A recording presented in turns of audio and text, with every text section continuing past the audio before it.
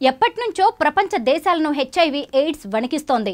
ఈ మహమ్మారి రాకుండా అడ్డుకునేందుకు వ్యాక్సిన్ల కోసం ప్రపంచ దేశాల్లో ఎన్నో ఏళ్లుగా పరిశోధనలు జరుగుతూనే ఉన్నాయి. ప్రపంచ వ్యాప్తంగా ప్రతి సంవత్సరం 10 లక్షల మంది హెచ్ఐవి ఎయిడ్స్ బారిన పడుతున్నారు.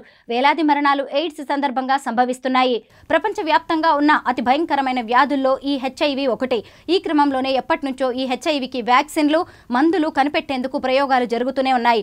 ఎన్నో ప్రముఖ సంస్థలు, పెద్ద పెద్ద శాస్త్రవేత్తలు ఏళ్లుగా ప్రయోగాలు చేస్తూనే ఉన్నారు. ఈ క్రమంలోనే సైంటిస్టులు మరో వ్యాక్సిన్ ను తయారు చేశారు. మనుషుల్లో ఉండే రోగనిరోధక శక్తికి దొరకకుండా హెచ్ఐవి వైరస్ తరచూ మ్యూటేషన్లకు లోనవుతుండటంతో దానికి సంబంధించిన టీకాలను గానీ మందులను గానీ కనిపెట్టడం శాస్త్రవేత్తలకు కష్టంగా మారింది.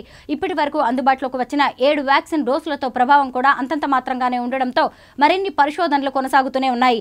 ఈ క్రమంలో అమెరికాలోని MIT పరిశోధకులు హెచ్ఐవి నియంత్రణకు ఓ టీకాను అభివృద్ధి చేశారు. హెచ్ఐవి నియంత్రణ కోసం ఈ టీకాను వారం వ్యవధిలో 2 డోసులుగా తీసుకోవాల్సి ఉంటుందని పరిశోధకులు తెలిపారు. తొలి డోసులో 20% వ్యాక్సిన్ ను, రెండో డోసులో 80% వ్యాక్సిన్ ను హెచ్ఐవి సోకి ఉన్న రోగికి ఎక్కిస్తారు.